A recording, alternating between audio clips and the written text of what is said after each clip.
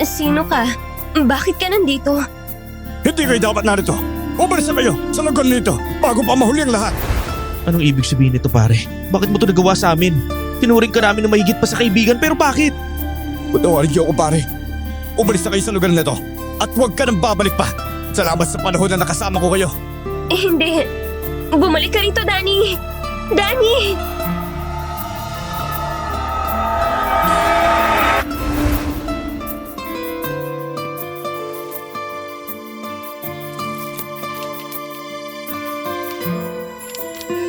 Isang mapagpalang araw sa iyo, Madam Venus.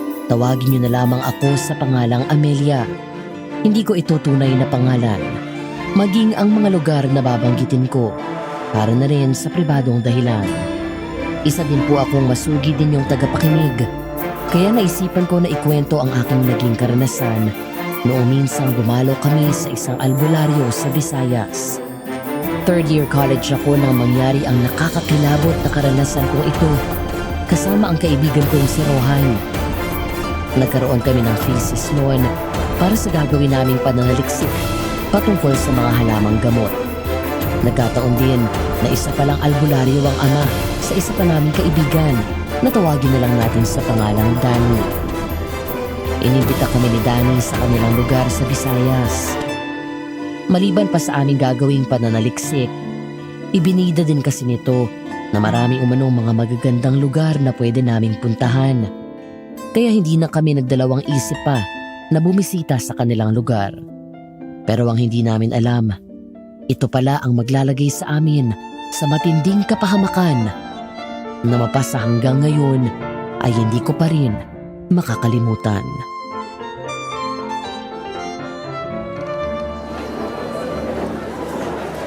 Nandito na tayo sa maliit naming komunidad, Amelia. Pre, huwag niyo na lang pansinin ang mga tao dito ha. Kung may makita man kayong pagkakaiba, itindihin niyo na lang dahil matagal na panahon na rin kaming hindi nagkakaroon ng mga bisita dito eh. Mabuti naman kung ganun. Grabe.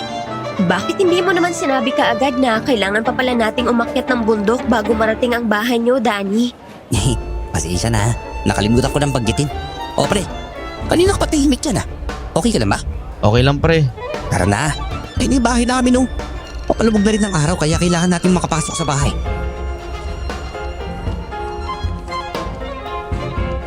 Nauna nang naglakad si Danny sa amin. Agad naman kaming sumunod dahil bigla akong kinalabutan nang makita ang mga taong nagsilabasa na sa kanilang mga kabahayan.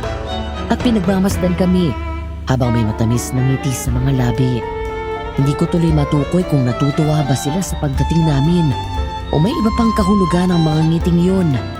Sa tansya ko, nasa mahigit 10 mga kabahayan ang nandito at puro gawa sa mga tabla ang bahay, habang ang bubong naman ay gawa sa kugon. O, nandito na tayo. Hindi ba nakakahiya, Danny? Ano ko ba naman, Amelia? Huwag na kayo mahiya. O, pasok na kayo. Ay, wala na yata si nanay at tatay dito ha. Baka mamayang gabi pa sila uwi. At saka kung may mapapansin man kayo sa nanay ko, hayaan niyo na lang ha. Eh, tahimik kasi talaga nanay ko eh. Ano ka ba? Hindi mo na kailangan pa magpaliwanag sa amin, Danny. Eh, mas mabuti na yung alam niyo na.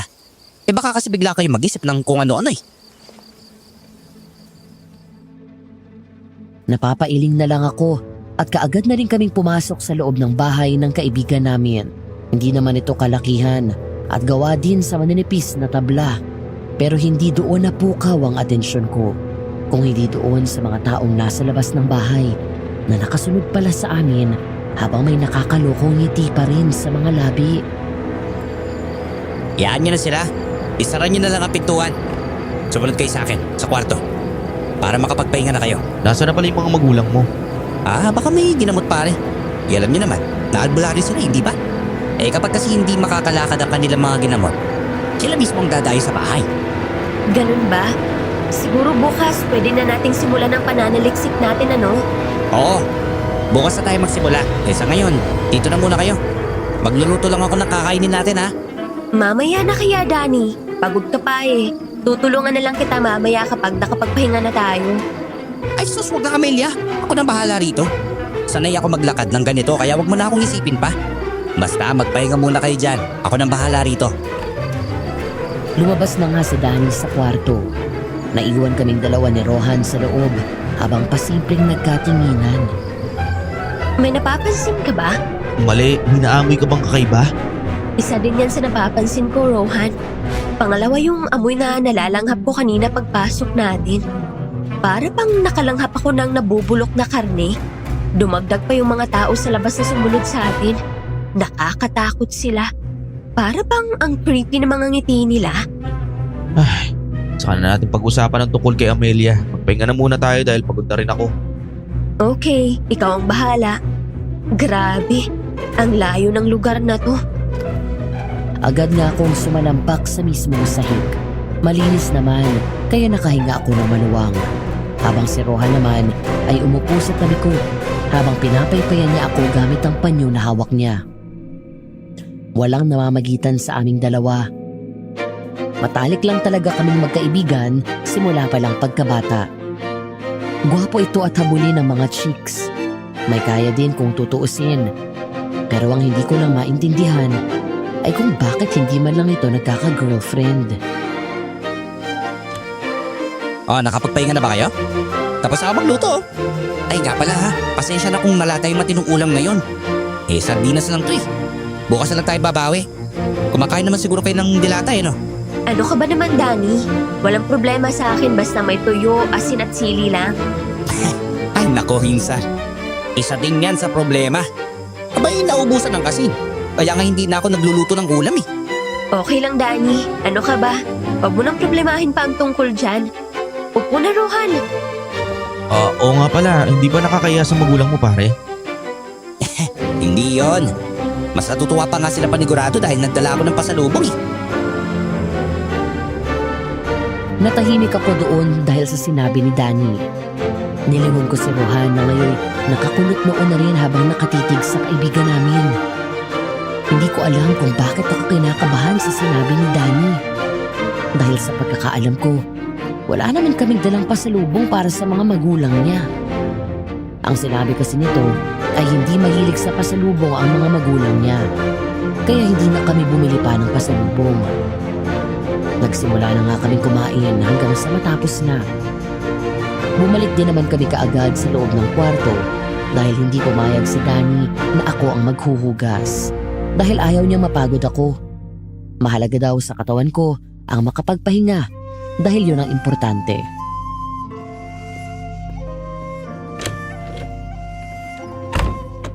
Wala ka bang napapansin kay Danny, Rohan? Huwag ka na nga mag-isip ng kung ano-ano dyan. Kilala na naman natin si Danny. Ilang taon na rin natin siyang kasama. Kung sa bagay. Pero may nararamdaman talaga akong kakaiba eh. Natahimik kaming dalawa ni Rohan pagkatapos ay sinubukan kong i-open ang cellphone ko. Pero laking gulat ko dahil wala palang signal sa lugar. Maging ang cellphone ni Rohan ay wala din, kaya bigla kong nag-alala. O yan, maayos ang higaan ninyo. Uy, pasensya na talaga ha. Dahil ang silid lang na to, ang pwede ninyo gamitin. Sa kabila naman silid ng mga magulang ko. Baka sa sala na lang ako matutulog nito. Magpahinga na muna kayo ha. Bukas na tayo babawi at magkukwentuhan. Wala naman problema kung magkatabi kami ni Rohan eh. Sanay na rin ako, no? Siya nga pala, gabi na masyado ah. Hindi pa umuwi ang mga magulang mo. Huwag din nang isipin yun. Sanay na ang mga magulang ko sa ganito, no? Siya nga pala, kapag pala may naririnig kayong mga kakaiba, huwag nyo nang pansinin ha. Kapag gabi kasi, maraming mga mababangis na ito ang gumagala dito eh. Tumango lang ako sa sinabi ni Danny. Lumabas na rin ito kaagad sa kwarto. Kaya agad ko itong sinarado at tumabi sa kaibigan ko sa pag-upo sa banig na inilatad ni Danny para sa amin.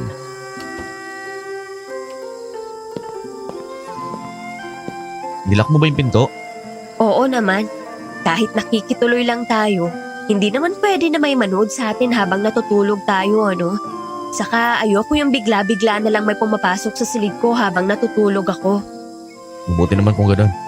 Ilabas mo na ulit yung cellphone mo, baka mamaya may signal na dito eh. Wala nga. Kanina ko pa binubuksan hanggang sa nalobat na lang. Wala pa namang kuryente dito. Paano tayo mag-charge nito pag nagkataon? Kailangan ko pa namang tawagan sila mama at papa. Tanungin natin si Danny bukas kung saan tayo pwede mag-charge. Sige na, magpahinga na muna tayo, Amelia. Maiga ka na.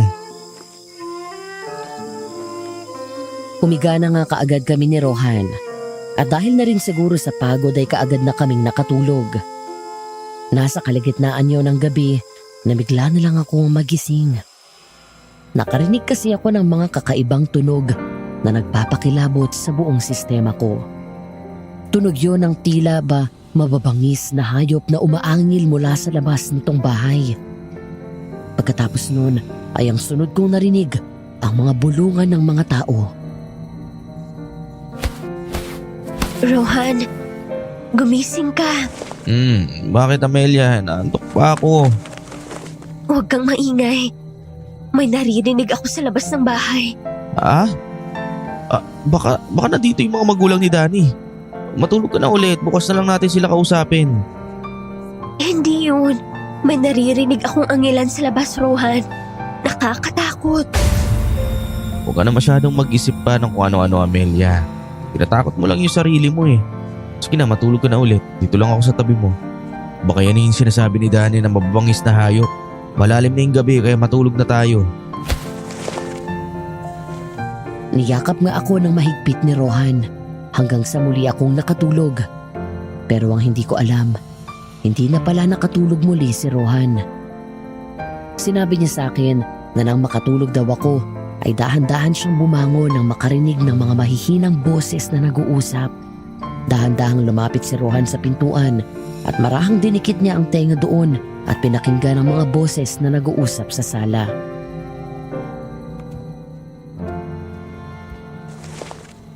Nagtagumpay ako, Naitay. May dala akong mga pasalubong sa pag-uwi ko. Siguro naman tiwala na kayo sa akin ngayon. Huwag ka masyadong pakasiguro, Danny. 2 araw pa bago ang kabilugan ng buwan. Magtiwala lang kayo sa akin, Naitay.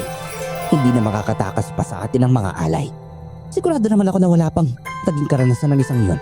Kaya alam kong magtatagumpay tayo. Saka ka na magsaya kapag natapos na natin ang ritual, Danny. Asikasuhin mo na lang yung mga bisita mo. Huwag mo silang hayaang mapagod. Ibigay mo sa kanila kung ano man ang gusto nila. Dahil sa oras na makatakas sila, alam mo na kung ano ang mangyayari. Kumunot ang noo ni Rohan dahil sa narinig na usapan ng mga ito. Unang pagkakataon na kinabahan siya sa hindi maipaliwanag na dahilan. Pero mas lalong kumabog pa ng malakas ang dibdib ni Rohan nang marinig niya ang mga mahihinang yabag papalapit sa silid. Biglang napaatras si Rohan nang biglang gumalaw ang pintuan na para bang gustong buksan ng kung sinong tao mula sa labas. Hanggang sa marinig niya muli ang mga yabag ng kung sino mang tao ang gumawa noon na palayo na sa pintuan. Mabilis siyang bumalik sa tabi ni Amelia at nahiga doon. Habang malakas pa rin ang pagkabog ng kanyang dibdib dahil sa kaba. Kinabukasan nang magising kaming dalawa ni Rohan ay hindi muna kami lumabas ng kwarto. Nakikiramdam muna kami sa paligid dahil may nararamdaman talaga kaming kakaiba.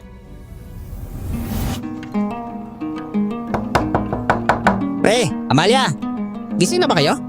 Oo pre, sandali lang ha. Nagbibihis pa kasi sa Amelia eh. Lalabas na rin kami pare. Sige pre ha.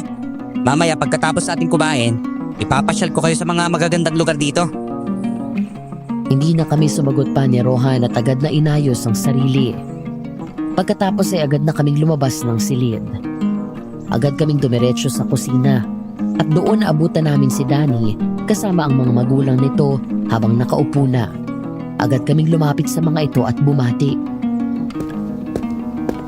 Magandang umaga ho sa inyo. Ako nga ho pala si Amelia. Matalik po akong kaibigan ni Danny. Ako naman ho si Rohan. Maraming salamat po sa pagpayag ninyo na manatili muna kami dito kahit 2 araw lang. Walang anuman yun. Hindi kayo nagkamali na dito kayo manaliksik. Kasi siguro kung marami kayong matututunan. Kaya nga ho palagi po kasing ipinagmamalaki ni Danny sa amin na sobrang galing nyo na raw hong albularyo at kilala din sa lugar. Nakita ko na marahan lang tumango ang ama ni Danny. Habang ang ina naman nito ay tahimik lang na para bang nakikiramdam. Pero ang ipinagtataka ko, hindi man lang kami nito tinapunan ng tingin. Bigla akong nahiya dahil para sa akin, iba na ang kahulugan nun. naglalaro na sa isipan ko na baka ayaw nito sa amin. Maupo na kayo, Amelia, pre. Uy, pasensya na kung gulay lang yung ulam natin ngayon, ha? Walang problema pre. Hindi naman kami papili sa pagkain eh. Oo nga, sige. Maupo ka na, Rohan. Nga pala, Danny. Mamaya pagkatapos nating kumain, pwede naman tayong mag-umpisang mangalap ng mga halamang gamot. Saka wala palang signal dito eh. Saan pa pwedeng mag-charge? May dala kayong cellphone? Opo. Kaso wala hong signal. Tapos lowbat pa. Baka nag-aalala na rin po kasi ang mga magulang ko ngayon dahil kahapon ko pa sila hindi nakakausap. Hindi na sumagot pa ang ama ni Danny. Kaya kumain na rin kami kahit medyo nawiwirduhan ako sa kanyang ina na tahimik lang sa tabi ng asawa nito habang kumakain. Pero may kakaiba akong napansin sa ginang. Nakakataas balahibo kasi ang bawat pagsulyap nito ng pailalim sa aming dalawa ni Rohan. Ay nako, pagpasensya nyo na si Nanay Magda, ha? Hindi kasi sanay si Nanay na magkaroon kami ng bisita, eh. Saka hindi talaga siya palakibo. Umingi ng paumanhin si Danny sa amin na Rohan pagkatapos namin kumain. Nasa labas kami ng bahay nila ngayon habang pinagmamasdan ng buong kapaligiran. Ngayon ko lang napagtanto na nasa pinakagitna pala kami ng gubat. Wala rin akong nakikitang mga tao mula sa labas ng mga kabahayan. Oh, okay lang pre, nakakahiya nga eh. Tsaka diba albularyo sila? Pwede ba namin makita yung mga halamang gamot saka yung mga langis na ginagamit saka yung mga medalyon? Ay naku, pasensya na pare. Hindi pwedeng makita ng kahit na sino ang mga kagamitan ni tatay. Alam mo na, isa yun sa mga pinagbabawal, eh. Hindi pwede. Paano tayo gagawa ng project kung hindi rin naman natin makikita ang mga halamang gamot ng tatay mo, Danny? Basta relax, Amalia. Marami tayong makikita mga halamang gamot mamaya sa gubat. Kaya maganda na tayo. Ipapasyal ko na kayo ngayon sa mga magagandang lugar dito sa amin. Doon ako napapangiti dahil sa pananabik na makaligo sa talon. Hindi na agad kami nagtagal pa at kaagad na umalis ng bahay. Sinubukan ko pa sanang magpaalam kay Aling Magda, pero bigla na akong napaatras. Nabigla ako nito titigan ng makahulugan. Biglang nanginig ang buong katawan ko nang makita ang nakakakilabot nitong pagngisi. Maraming salamat sa ibinigay mong alay sa amin, Panginoon. Po? Ano pong sinasabi niyo, Aling Magda? Pwede ba kitang amuyin, Iha? Kahit nasa malayo ako naaamoy ko pa rin ang mahalimuyak mong bango. Nakakatakam. Biglang nanlaki ang mga mata ko nang bigla siyang lumapit sa akin. Kaya mabilis akong tumalikod at halos madapa na sa sobrang pagmamadaling makalabas ng bahay. Hanggang sa bigla ko nalang mabunggo si Rohan na may pagtataka sa mga matang inaalalayan ako sa pagtayo dahil mutik na akong matumba. Oh, ano nangyari sa'yo? Bakit ka nanginginig? Uuwi na kaya tayo, Rohan? Nakakatakot dito. Nakakatakot ang nanay ni Danny. Bakit? Anong ginawa niya sa'yo? May nangyari ba? Nasaan si Danny? Akala ko ba aalis na tayo? May pinuntahan saglit. Babalik din niya maya-maya. Pero teka, ano bang nangyayari sa'yo? Hindi agad ako nakasagot sa tanong ni Rohan sa akin. Napapalunok na lang ako at marahang inililimot ang paningin sa paligid. Mabilis kong hinawakan ang kamay ni Rohan at hinila siya papunta sa ilalim ng malaking puno ng mangga sa hindi kalayuan. Nakakatakot talaga si Aling Magda, Rohan. Wala ka bang napapansin sa kanya? Maging sa mga tao dito? Meron. Nagising ako kagabi. May narinig akong usapan nila kasama si Danny. May nabanggit sila patungkol sa alay kaso hindi ko alam kung ano yun pero baka parte lang yun ang panggagamot nila. Natatakot ako, Rohan. Bakit pakiramdam ko hindi tayo safe sa lugar na to? Tsaka kanina habang kinakausap ko si Aling Magda, nakakatakot siya. Kinikilabutan ako sa mga titig niya sa akin. Huwag ka na matakot, Amelia. Dito naman ako eh. Di naman kita pababayaan kahit ano man ang mangyayari. Salamat, Rohan. Nandito na si Danny. Agad kaming natahimik at umakto na para bang walang nangyari. Malapad ang ngiti nito habang papalapit sa amin si Rohan. Pero sa kaloob-looban ko, takot na takot talaga ako at gusto ko na siyang tanungin patungkol sa nanay niya. Oh, tara na. Tamang-tama, maganda ang panahon niya na. Kaya paniguradong marami tayong makikita mga halamang gamot. Sige, tayo na. Kapag natapos na natin to, uuwi na tayo bukas ng umaga, Danny, ha? Hindi pwede Ha? Bakit hindi pwede? Uwi na kayo agad. Hindi ba gusto ninyong maglibot-libot sa lugar namin? Uy, pre, ikaw. Gusto mo na rin ba umuwi? Huwag mong sabihin natatakot kayo sa mga magulang ko. Bakit naman kami matatakot? Nag-aalala lang kami kasi hindi kami nakakatawag sa bahay. Oo nga. Tsaka hindi ka ba babalik? May klase pa tayo sa susunod na linggo, ah. Kailangan na rin nating maipasa ang thesis na to. Babalik naman syempre, kaya lang. Gusto ko sanang maglaan ng panahon para sa mga magulang ko eh. Alam niyo naman na higit na 1 taon din ako nawala rito, di ba? At saka 3 araw lang naman ang hihilingin ko sa inyo eh. Huwag kayo maglala. Hindi ba? Sinabi na ni Papa na siya ang bahala sa mga cellphone natin. Hindi agad kami nakapagsalita ni Rohan. Saglit pa kaming nagkatitigan pero kalaunan ay napabuntong hininga na rin. Naintindihan naman namin ang punto ni Danny pero ang takot na nararamdaman ko ay hindi ko na kaya pa. Sige pre, so tara na. Agad na nga kaming naglakad papasok sa gubat. Pero bago yun, nadaanan muli namin ang iba pang mga kabahayan.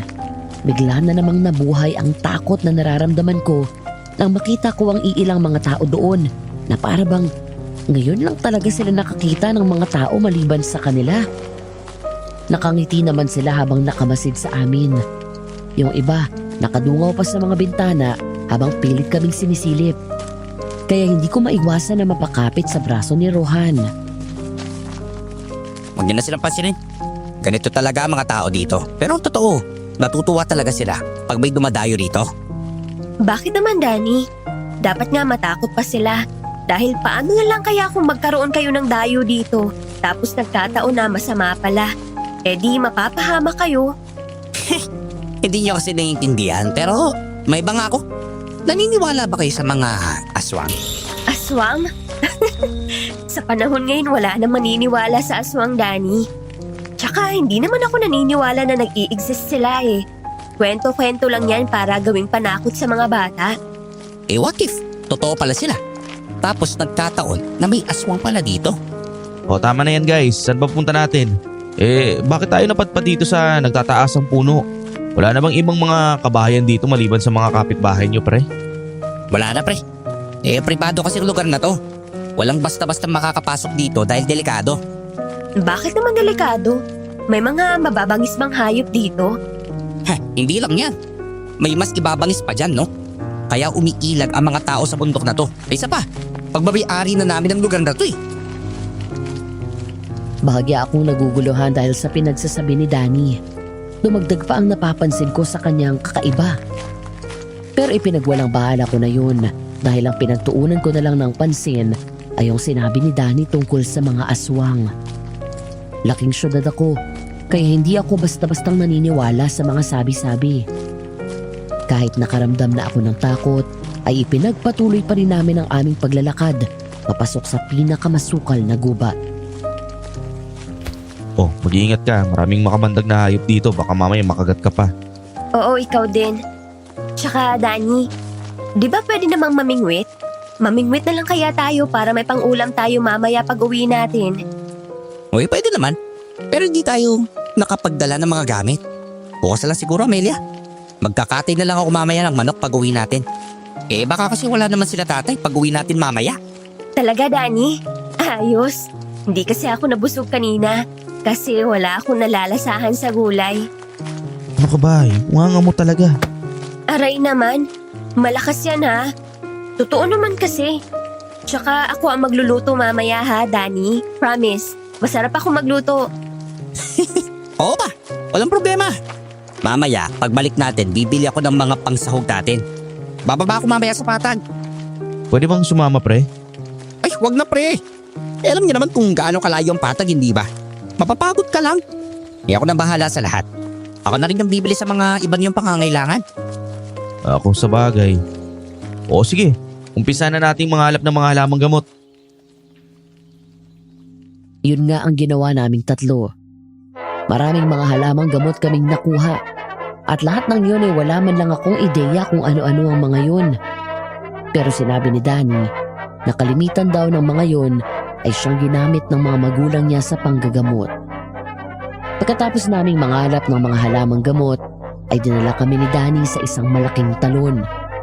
Manghang-mangha ako sa sobrang ganda nun. Kaya hindi ko mapigilan na masabik sa pagligo.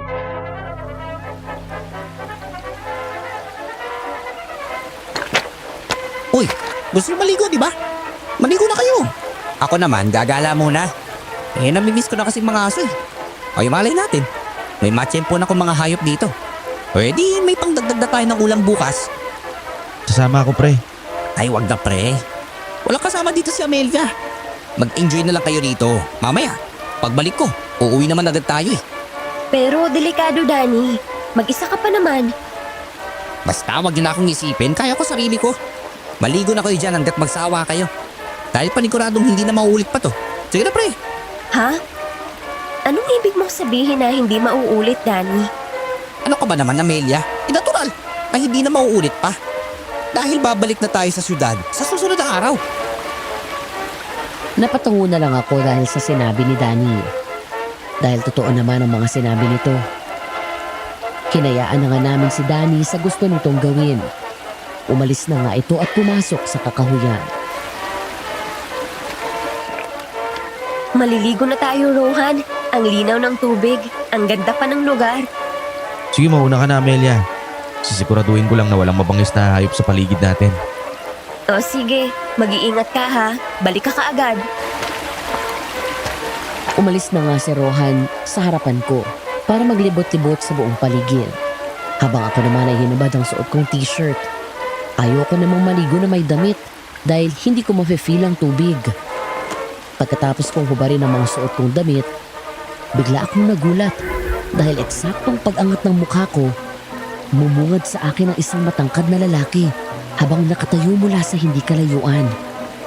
Sa tansya ko, nasa mahigit 30 na ang edad nito. Sino ka? Bakit ka nandito? Hindi kayo nararapat dito. Ha? Pero bakit? Maliligo lang naman kami ng kaibigan ko. Delikado ang buhay ninyo sa lugar na ito. Kaya umalis na kayo bago niyo papagsisihan ang lahat. Pero, Amelia, sino kausap mo dyan? ha? Teka, may nakita akong lalaki kanina eh. Matangkad siya, Rohan. Mas matangkad pa sa'yo. Ang sabi niya hindi raw tayo dapat na narito. Sasabi mo, wala namang ibang tao dito maliban sa atin ha. Baka guni-guni mo lang yan. Hindi, Rohan. Nakita ko nga siya. Diyan pa nga siya nakatayo oh. May bitbit pa nga siyang itak eh. Uuwi na lang kaya tayo. Natatakot na ako. Hanapin na lang kaya natin si Danny. Ang sabi niya pa, delikado na ang buhay natin dito. Maliligo ka pa diba? Saka baka guni-guni mo lang yan dahil kung ano-ano na lang yung mga iniisip mo. Ayoko na. Aalis na tayo dito. Sandali, magbibihis muna ako. Agad kong isinuot ang mga damit ko pabalik habang palingalinga sa buong paligid. Pilit kong hinahanap ang lalaki na kanina ko lang nakita. Hindi naman nakakatakot ang itsura nito. Pero nakakatakot pa rin dahil may iba pa pala tao maliban sa amin. At pangalawa, paano kung bigla na lang kaming itakin ng lalaki? Mamamatay kami na walang kalaban-laban.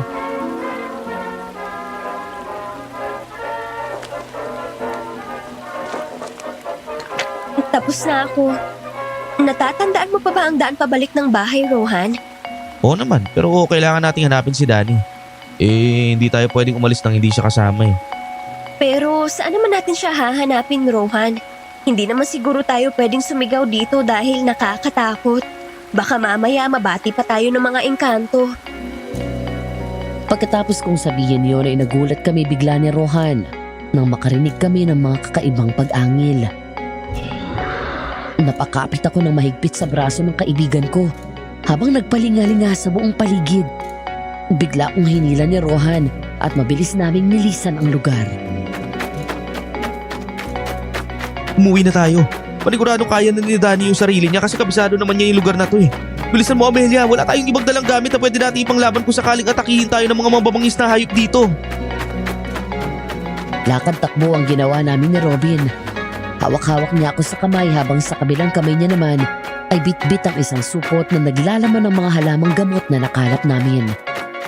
Pero bigla na lang nanlaki ang mga mata ko nang marinig ko na may humahabol sa amin. Rinig na rinig ko ang nakakatakot niyang pag-angil, kaya gusto ko nang maiyak sa sobrang takot. Narinig ko rin na nagmura si Rohan.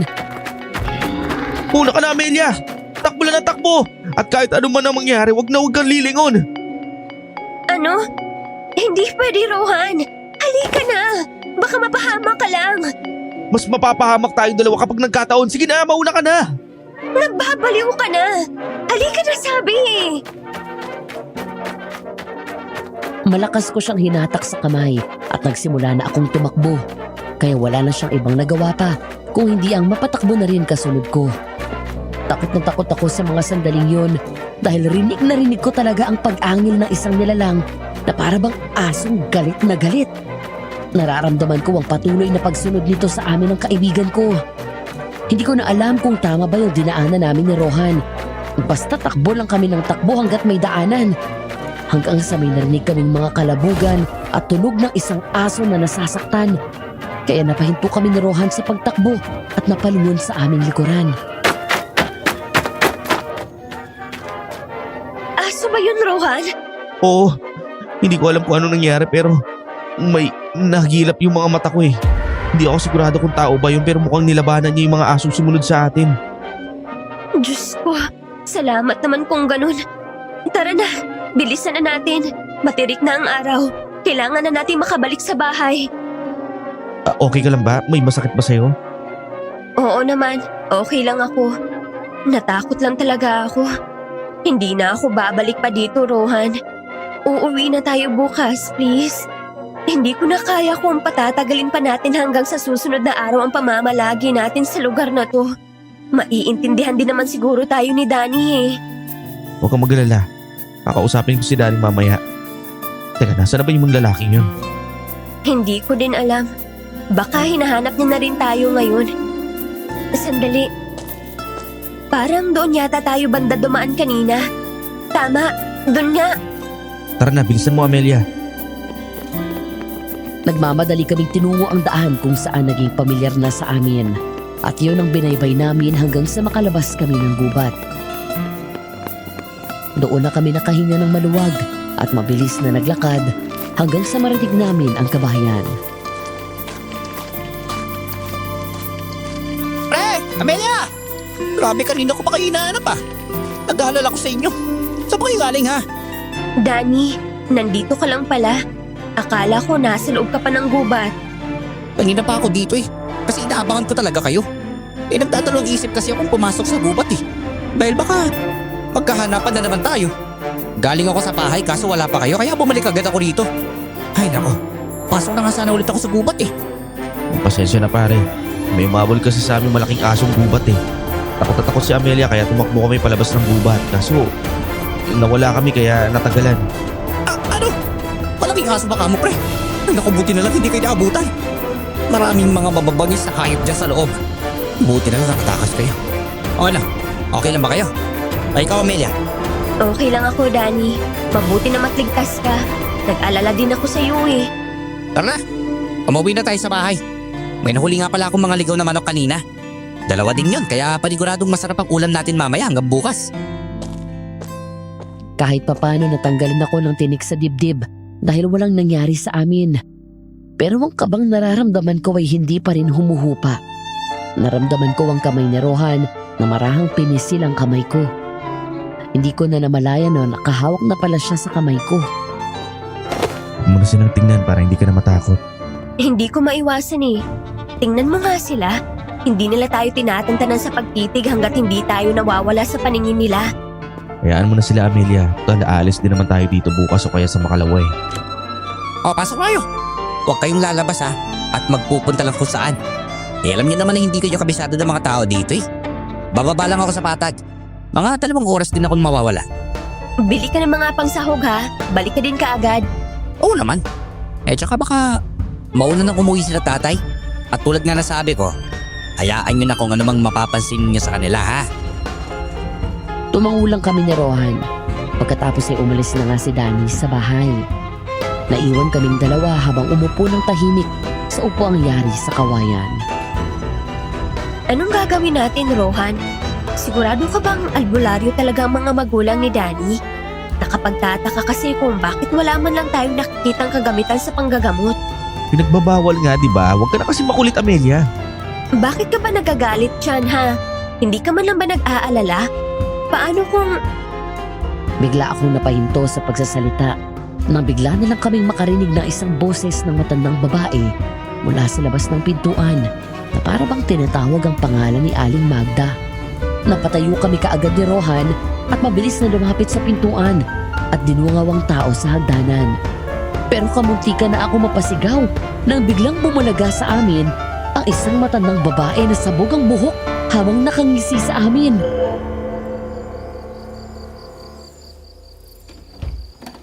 Magandang tanghali, mga bata. Nandyan ba si Magda? Wala po, Lola. Umalis po ng bahay kaninang umaga kasama si Mang Berting. Ganon ba? Pwede niyo ba akong papasukin kahit saglit lang? Pasensya na po, Lola. Kami na lang ho kasi ang nandito eh. Umalis na rin kasi si Danny. Kung magpapagamot po kayo, balik na lang po kayo mamaya. Magpapagamot? Bakit? Sino bang manggagamot dito, iho? Wala namang manggagamot dito o albularyo. Papasukin mo na lang ako. Sige na, mga apo. Biglang nanlaki ang mga mata ko habang pinagmamasdan ko ang matandang babae na uugod-ugod na habang nakangisi sa amin ang nakakaloko ni Rohan. Kitang-kita ko pa ang maitim at nabubulok niyang mga ngipin. Maging ang amoy niya ay umaalingasaw na rin na parabang ilang buwan na itong hindi naliligo. Mabilis na isinara ni Rohan ang pintuan nang akmang papasok na sana ang matanda sa loob. Diyos ko, anong gagawin natin? Minahang ka lang, Amelia. Baka dahil sa katandaan niya lang kaya kung ano-ano na mga pinagsasabi niya eh. Pero narinig mo bang sinabi niya kanina? Wala naman daw manggagamot dito eh. Naguguluhan ako. Buksan niyo ang pinto. Gusto ko lang namang makita ang alay mamayang gabi. Umalis na ho kayo, Lola. Natatakot na ho yung kaibigan ko. Kung may kailangan ho kayo dito, bumalik na lang ho kayo mamaya kapag nandito na yung may-ari ng bahay. Hindi na ito sumagot pero nanatili pa rin sa pagpukpok ng bahay. Halos gibain na nga nito ang pintuan. Pumasok na lang kami ni Robin sa loob ng kwarto kung saan doon kami natutulog. Sa sobrang takot ko ay napayakap na ako sa kanya habang umiiyak. Takot na takot ako sa matanda, lalo na kapag naririnig ko ang nakakakilabot nitong mga hagik-gik. Ana, huwag ka na umiyak. Pasensya ka na kung wala man lang ako nagawa ngayon. Hindi ko naman basta-basta mapapaalis yung matanda na yun dahil hindi natin siya kilala eh. Natatakot na ako, Rohan. Gusto ko nang umuwi. Kung aswang man ang matandang yan, hihingi ako ng tulong sa mga kapitbahay. Pero paano kung mapahama ka? Nakita mo ba mga mata ng matanda kanina? Nag-iba ng kulay, Rohan. Paano kung totoo ang sinabi ni Danny na may aswang dito? At nagkataon na ang matandang yan palang aswang. Hindi na ako nakapagsalita pa. Naramdaman ko na lang ang paglapit ng labi ni Rohan sa noo ko. Aaminin kong hindi ko inasahan yon. Bahagya pa akong nagulat. Dahil hanggang yakap lang naman ang ginagawa nito sa akin, lalo na kapag inaalala ko nito kapag nagkakaroon ako ng problema. Dito ka lang ha, okay? Tumangulang ako habang titig na titig sa mga mata niya na para bang may gusto siyang sabihin sa akin pero hindi niya magawa. Tumalikod na ito sa akin at lumabas na nga ng silid. Hindi ako mapakali, kaya ilang minuto lang din ang lumipas. Naisipan kong sundan si Rohan. Paglabas ko sa kwarto ay nakita ko siya na nakasilip sa isang maliit na giwang sa bintana, kaya lumapit ako sa kanya. Nandyan pa ba siya? Wala na. May biglang dumating na lalaki. Biglang natakot yung matanda kaya agad na lang umalis. Pero ang pinagtataka ko lang, bakit ang bilis tumakbo ng matanda na yun? Hindi na aayon sa edad niya yung kilos niya. Sinong lalaki? Andyan pa ba siya? Pasilip ako. Mabilis akong sumilip sa ginwang. Pero nagulat ako dahil bumulaga sa paningin ko ang isang lalaki na nakatayo sa ilalim ng malaking puno ng mangga. Nakita ko na diretso itong nakatingin sa bahay. Pero hindi lang ako doon nagulat. Nakilala ko kasi agad ang lalaki. Siya din ang lalaking nakita ko kanina sa may talon.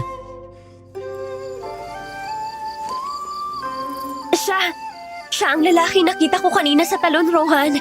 Siya ba ang lalaking tinutukoy mo na kinatatakutan ng matanda? Pero imposible naman, Amelia. Anong ginagawa ng lalaki yan dito? Hindi ko alam. Pero kung totoo na natatakot sa kanya ang matanda, isa lang ang ibig sabihin nun. Masama siyang tao at delikado tayo. Pero sandali, mukhang hindi naman tayo sasaktan ng lalaking yan, Amelia. Sandali, sisilipin ko lang siya ulit kung andyan pa ba siya.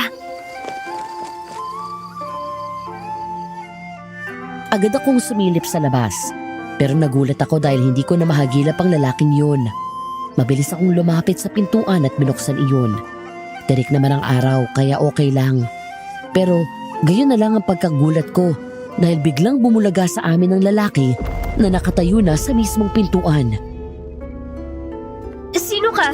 Anong kailangan mo sa amin? Anong kailangan mo sa amin? Umalis na kayo sa bahay na ito hanggat may oras pa kung gusto niyo makauwi ng buhay. Ano? Anong ibig mo sabihin? Sino ka ba? Hindi niyo na kailangan pang malaman kung sino ako. Nandito lang ako para balaan kayo. Paparating na sila at may kasama sila mga bisita. Kabilugan na ng buwan mamayang gabi. Ha? Ano ba ang ibig mong sabihin? Bakit manganganib ang buhay namin? Dahil po ganito na mga aswang. Aswang ang taong pinagkakatiwalaan ninyo. Kaya bago pa kayo gawing alay mamayang gabi, umalis na kayo ngayong din mismo. Biglang nanlaki ang mga mata ko dahil sa narinig ko. Kasabay nun ay ang pagkabog ng malakas ng dibdib ko dahil sa ipinaghalong kaba at takot. Pero imposible. Mga albularyo sila. May albularyo bang mga aswang? At naniwala naman kayo. Ito ang ipapayo ko sa inyo. Umalis na kayo ngayon din mismo. Hanggat wala pa sa inyo ang atensyon ng mag-asawang asbo na yon. Pero si Danny, hindi siya aswang, hindi ba? Matalik namin siyang kaibigan eh. Kaya imposible. Huwag kayong basta-basta magtitiwala sa mga tao na kakasalamuhan ninyo. Isa si Danny sa pinakamalakas sa aswang sa lugar na ito. At kapag nagtagumpay ang kanilang binabalak mamayang gabi, siya na ang mamumuno sa lugar na ito. At maraming mga taong madadamay. Kaya sige na! Lumabas na kayo dyan! Sumama na lang kayo sa akin! Hindi. Paano kami magtitiwala sa iyo? Hindi ka naman namin kilala. Ikaw din mismo ang nagsabi na hindi kami basta-basta magtitiwala. Wala na tayong oras! Paparating na sila! Hindi ko hilingin ang tiwala ninyo. Ang sa akin lang ay mailigtas ang buhay ninyo. Pero Hindi ko kayo pipilitin. Pero sa oras na may mangyari sa inyong masama mamayang gabi, hindi ko na kayo matutulungan pa. Bigla itong tumalikod sa amin. Kaya bigla akong kinabahan. Lalo pa nang magsimula na itong humakbang palayo. Mabuti na lang dahil medyo distansya ang bahay nila Danny sa iba pang mga kabahayan. Ang bahay kasi nila Danny ay nasa pinakadulo. At ang unahan nito ay ang mga nagtataas ng mga malalaking kahoy na. Sandali. Sasama kami ni Amelia. Pero Rohan, Makinig ka, Amelia. Narinig ko kagabi yung usapan nila Danny at nung naging usapan nila patungkol sa alay. May nabanggit silang ganun. Saka hindi ka ba nagtataka kung bakit walang asin dito? Saka yung mga tao. Kaya tayo sasama sa kanya. Mukhang hindi naman siya masama eh. Hindi ako masamang tao. Hindi ko rin may papangako sa inyo na magiging ligtas talaga kayo sa poder ko. Pero gagawin kong lahat. Huwag lang kayong maging alay mamayang gabi. Kaya tayo na! sandali. Ang mga gamit, kailangan ko munang kunin. Wala na tayong oras. Paparating na sila. Kaya tayo na bago pa mahuling lahat. Dahil sa takot na nararamdaman, ay mabilis kaming lumabas ng bahay ni Rohan. Agad kaming sumunod sa lalaki sa paglalakad. Sa kabilang banda kami dumaan. Walang daanan doon, kaya nakasiksik na lang kami sa mga nagyayabungang mga halaman papasok muli sa gubat. Bilisan natin ang paglalakad. Nararamdaman ko na ang presensya nila. Kapag nalaman nila na wala kayo sa bahay, tiyak na magkakagulo mga yon. Teka, paano mo naman nalaman na aswang na nakatira dito sa lugar na to? Wala na tayong panahon para sa paliwanagan. Bilisan nyo na lang ang mga kilos ninyo. O ito, suotin nyo yan. Proteksyon yan para kung sakaling maabutan tayo ng mga nilalang, ay hindi agad nila tayo malalapitan. Anong klaseng kwintas po ito? Huwag na maraming tanong. Isuot nyo na yan. Bilisan ninyo. Medyo distansya pa dito ang bahay ko. Kaya kailangan natin magmadali. Dahil sa sinabi ng lalaki ay napilitan kaming tumakbo kahit maraming mga matutulis na halaman kaming nadadaanan. May pagkakataon pa nga na nasasagi ang balat ko sa mga matutulis na bagay. Pero ininda ko ang mga yun dahil mas nanaigang takot na nararamdaman ko. Lakad-takbo na rin ang ginawa ng lalaki. At dahil nga sa malaking tao ito'y kinakailangan pa naming habulin ni Rohan. Hawak kamay kaming sumunod sa lalaki hanggang sa marating namin ang isang maliit na sapa. Binaybay namin iyon paakyat. Pagod na ako noon at gusto ko nang maiyak. Pero wala akong magagawa dahil sa oras na magreklamo ako, palagi ding sinasabi ng lalaki na magpahinga umano ako at magpaiwan para gawing pulutan ng mga aswang. Nandito na tayo. Bilisan niyo. Pumasok kayo sa kuweba. Kuweba? Anong gagawin natin sa kuweba? Diyan ako nakatira, kaya pasok na. Mukhang naaamoy nila kung saan ko kayong dinala. Paparating na sila. Huwag kayong mag-alala. Hindi sila basta-bastang makakapasok dito. Dahil puno ng pangontra ang paligid itong kuweba. Tayo na, Amelia, bilisan mo. Akmang papasok na sana kami sa kuweba ng kapwa kami magulat dahil bigla kong narinig ang boses ni Danny habang tinatawag ang pangalan namin ni Rohan. Mabilis kaming napalingon at sa pagkagulat ko ay agad akong napakapit kay Rohan. Si Danny kasi nakatayo sa unahan namin habang may madilim na mukha. Kasama nito ang iilan pang mga kalalakihan. Oy! Anong ginagawa niyo, Amelia? Pre! Bumalik na tayo sa bahay! Ba't pa kayo nandito? Hindi ba't sinabi ko sa inyo na huwag kayong alis sa bahay? Anong ibig sabihin nito, pre? Anong pinagsasabihin, pre? Bakit kayo sumama sa lalaking yan? Hindi niyo ba alam na mapapahamak lang kayo sa kanya? Hindi niyo siya kilala. Kaya tayo na. Naghihintay na ang mga magulang ko sa inyo sa bahay.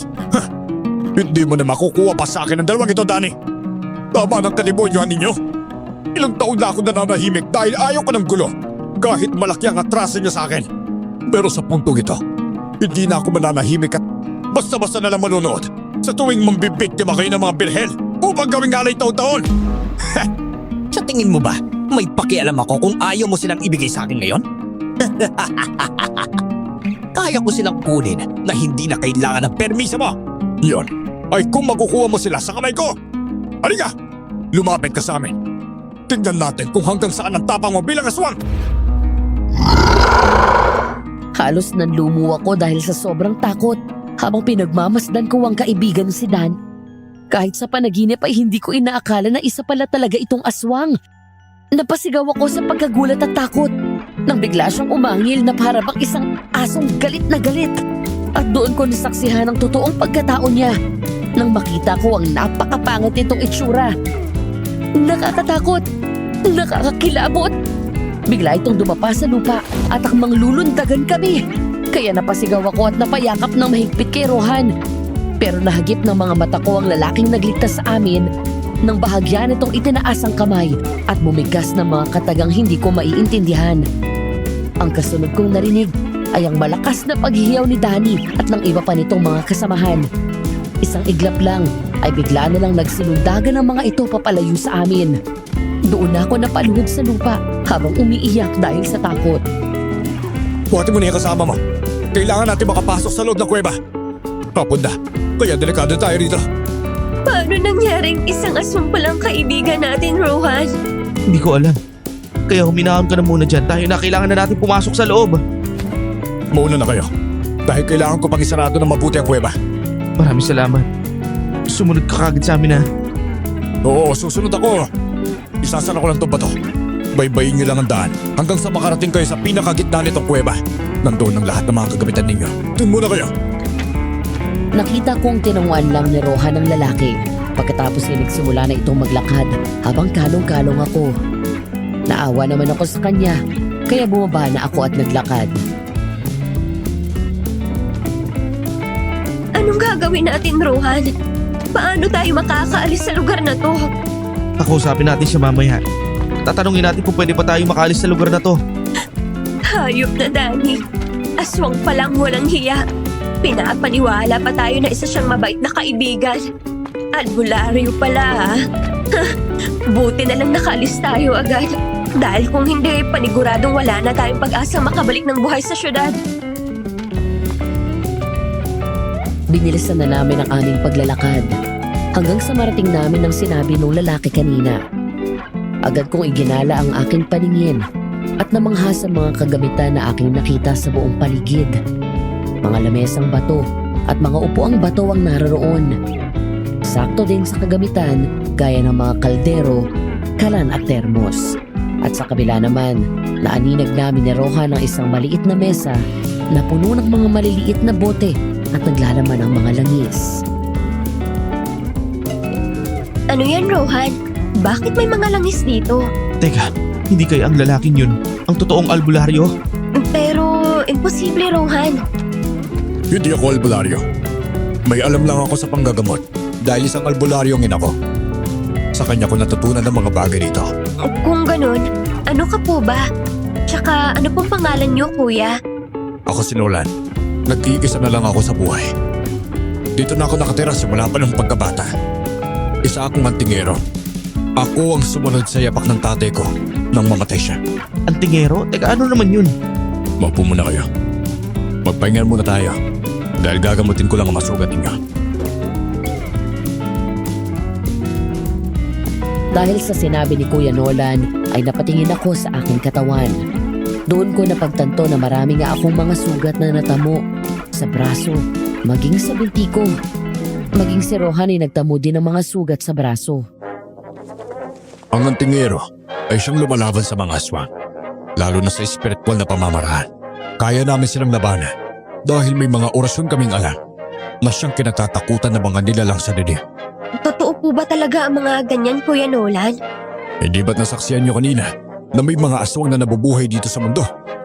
Totoo ang gaya ko. Isang antingero at madunugis ang ama ko noong kapanahunan. Habang ang ina ko naman ay isang albularyo. Kaya nang mamatay sila, ako nang sumunod sa mga yapak nila. Kung ganun, bakit hindi ka umalis sa lugar na to, Kuya Nolan? Alam mo naman na maraming aswang dito, di ba? Kahit sabihin na nating marunong ka po makipaglaban sa kanila, pero nanganganib pa rin po ang buhay ninyo dito. Tama po si Amelia, Kuya Nolan. Saka may paraan din po ba para makaalis kami sa lugar na to?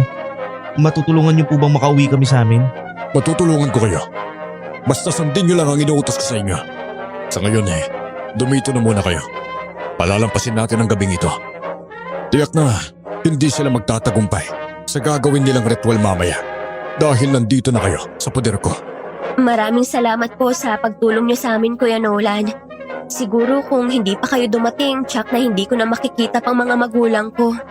Bukas ang umaga, susubukan natin bumaba sa patag. Hindi basta-basta makakasunod ang mga asbo na yon. Dahil mga tao na ang nakatira sa lugar na yon. Pinangahawakan namin ang sinabi ni Kuya Nolan. Pagkatapos niya kaming gamutin ay nagpahinga na muna kami. Wika pa ni Kuya Nolan, hindi raw kami pwedeng lumabas ng kuweba dahil paniguradong maraming mga aswang na nakaabang sa amin sa labas. Kuya Nolan, pwede ba kaming humingi ng pabor sa iyo ulit? Wika ko sa kanya kinagabihan. Nakita ko kasi siyang nakaupo sa harapan ng kanyang mga kagamitan.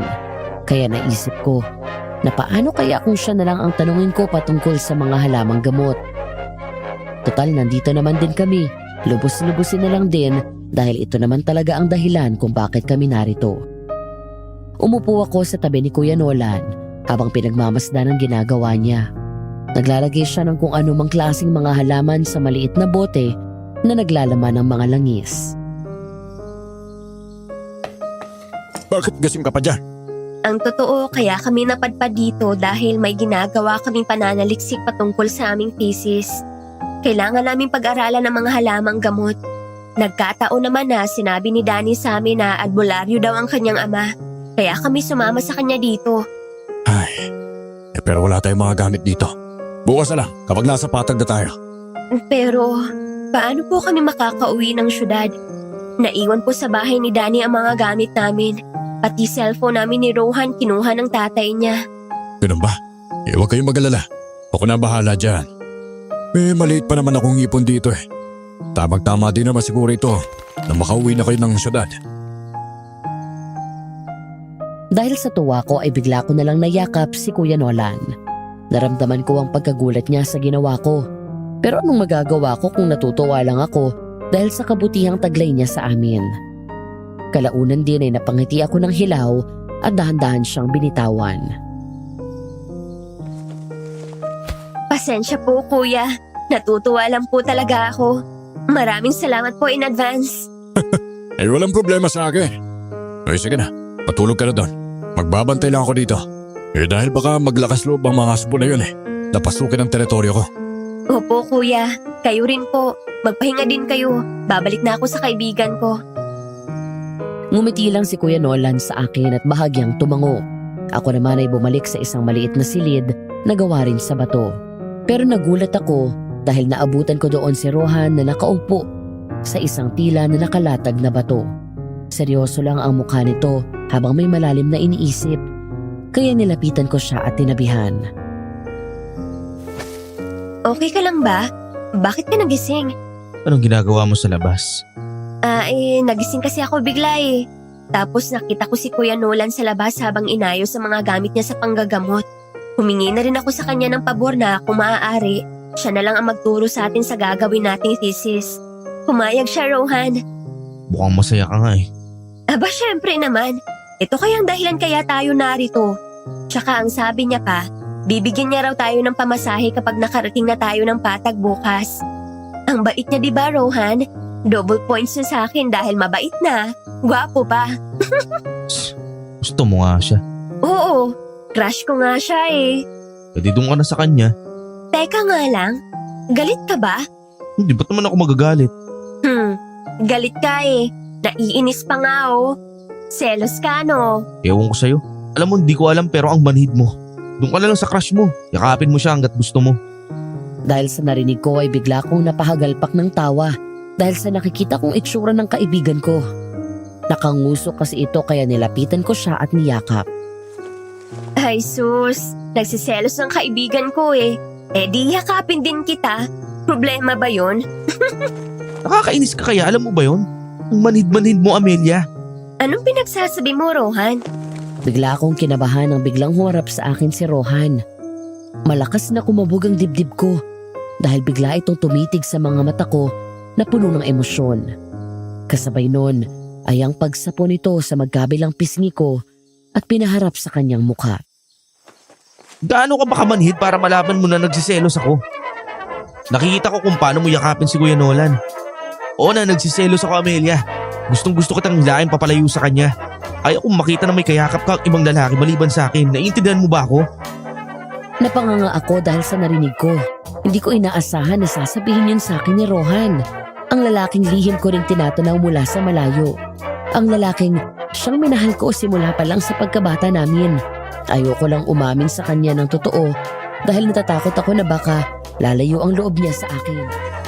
May gusto ka sa akin, Rohan? Mali ka. Mahal kita, Amelia. Matagal na panahon na. Ikaw ngayon dahilan kung bakit nawalan ako ng interes sa ibang mga babae. At naiinis ako kapag hindi mo binibigyan ng pansin yung pagpapapansin ko sa'yo. Bigla kong natawa sa mga nakikitang itsura ni Rohan. Dahil na rin siguro sa tuwa at galak ay kaagad ko siyang niyakap ng sobrang higpit. Sira, mahal din kita. Kaya huwag ka na magdrama pa dyan. Patas lang tayo, no? Noon pa kita mahal, Rohan. Talaga? O, mahal mo rin ako? Oo nga sabi. Nakakatawa, no? Saka mo lang naisipang magtapat sa akin ng totoong nararamdaman mo ngayong nasa panganib na ang buhay natin. Sisiguraduhin ko makakaalis tayo sa lugar na to, Amelia. Malaki ang tiwala ko kay Kuya Nolan. Kung maaari ay tutulong din ako sa pakikipaglaban sa mga aswang na yan. Pero natatakot ako, Rohan. Magtiwala ka lang. Alam mo naman na isang pulis ang kapatid ko, di ba? Ilang beses niya na rin ako sinama sa training noon, kaya kahit papano may alam din ako sa pakikipaglaban. Doon na ako natahimik at niyakap muli si Rohan. Naramdaman ko ang pagyakap niya sa akin pabalik hanggang sa maramdaman ko na lang ang mukha niya na papalapit sa akin. Kasunod noon ay naramdaman ko ang mga halik niya na magaan ko namang tinugon. Dumating pa ang ilang mga oras.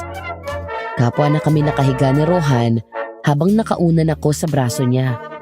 Napapangiti ako habang nararamdaman ang mga daliri niyang nilalaro-laro ang buhok ko. Kaya agad akong dinalaw ng antok.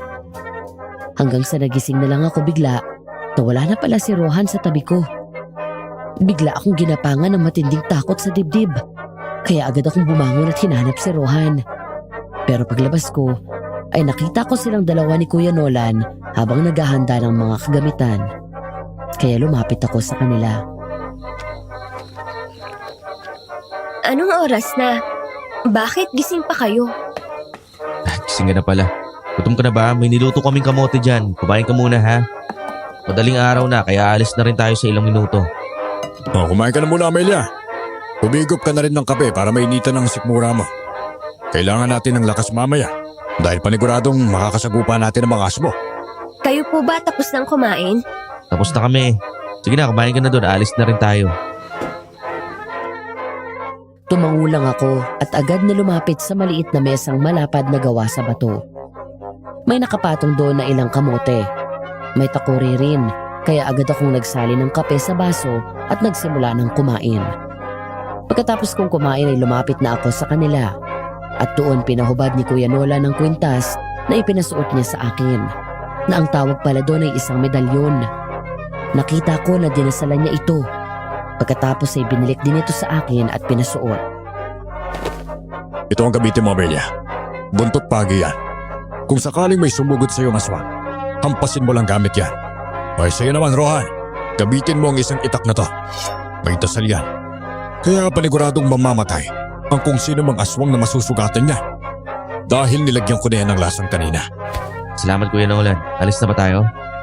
Oo, kaya maganda na kayo. Sa kabila tayo dadaan. Dahil mas malapit doon. Agad na nga kaming naghanda. Kahit takot na takot ako, ginawa ko pa rin ang lahat para maging matatag. Naramdaman ko ang mahigpit na yakap ni Rohan sa akin nang papalabas na kami sa bukana ng kuweba. Kung ano man ang mangyari sa atin ngayon, tandaan mo palagi na sobrang mahal kita, Amelia. Mahal din kita, Rohan. Magiging positive lang tayo. Makakauwi din tayo ng ligtas. Ngumiti lang sa akin si Rohan. Pagkatapos ay agad na kaming lumabas sa kuweba. Lakad takbo ang ginawa namin habang nakikiramdam sa buong paligid. Nakaramdam pa ako ng sobrang saya dahil wala man lang kaming nakasagupang mga aswang hanggang sa marating namin ang paanan ng bundok. Pero ang sayang naramdaman ko ay biglang naglaho nang mapansin ko ang paghinto ni Kuya Nolan sa paglalakad. Habang si Rohan naman ay narinig ko ang malakas niyang pagmura. Kaya agad akong napatingin sa unahan. At doon, nanlambot ang mga tuhod ko dahil sa aking nakita. Nakatayo kasi doon si Aling Magda at Mang Berting habang may nakakatakot na itsura. Sa likuran naman ng mga ito ay may nakatayong iilang mga aswang. Maliwanag na, kaya kitang-kita ko ang mahaba nilang mga kuko na para bang handa na kaming sunggaban. Akala niyo ba makakatakas kayo sa amin? Nagkakamali kayo! At sa tingin nyo ba, hahayaan ko rin kayong sakta ng mga batang ito? Dadaan muna kayo sa mga kaming ko, mga animal kayo! Huwag kang mag-ialab dito, Nolan. Kung ayaw mong igaya ka namin sa mga magulang mo. Huwag mo akong igaya sa mga magulang ko. Dahil kung hindi kanila napatay, pues ako ang gagawa nun para sa kanila. Ilang taon na ba ako nagtitiis, nagpalakas, para kapag dumating ang panahon na makaharap ko kayo sa ganitong paraan, ay madali ko na kayong mapapatay.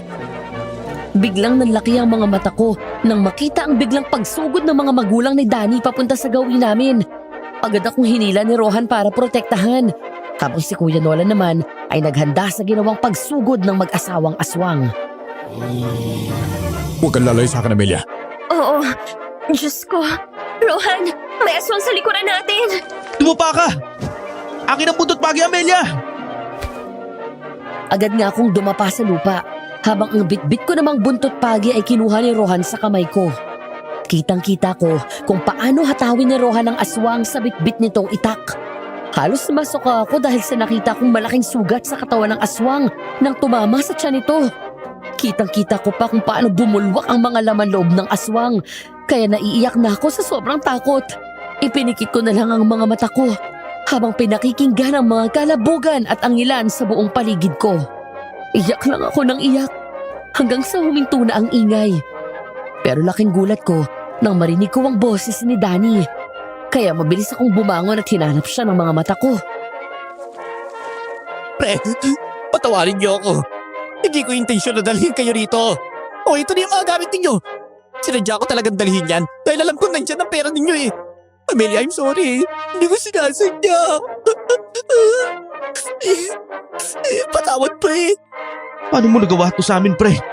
Parang kapatid na ang turing ko sa'yo. Alam mo ba yon? Higit pa sa kapatid ang turing ko sa'yo kaya ako nga nagawa ang mga bagay na to eh. Dahil hindi ko na kaya mga ginawa nila sa akin. Eh gusto ko lang naman magiging sa normal na kagaya ninyo eh. Pero wala akong nagawa. Dahil sila ang batas. Papatayin nila ako kung hindi ko susundin ang gusto nila. Kaya sige na. Umalis na kayo rito. Ako na ang bahala sa sarili ko. Salamat sa mga panahon na nakasama ko kayo ha. Kuya Belia, patawarin mo ako ulit. Paalam ha. Dani! Hindi! Bumalik ka rito! Sasama ka ba sa amin sa syudad, di ba? Dani! Tama na, Amelia. Nakalayo na siya. Kailangan na natin makaalis sa lugar na to. Bilisan niyo! Bago pa dumating ang ibang mga asbo! Kahit naguguluhan na ako, ay pinilit ko pa rin ang sarili ko sa pagtayo. Kinuha namin ang mga gamit na dala ni Danny. Nanginig pa ako sa sobrang takot nang makita ko ang nakahandusay na katawan ng mag-asawang aswang. Agad na kaming naglakad palabas sa paanan ng bundok. Pagdating namin sa mataong lugar, ay pinagtitinginan kami ng mga tao dahil sa dugong nasa damit ni Rohan at Kuya Nolan.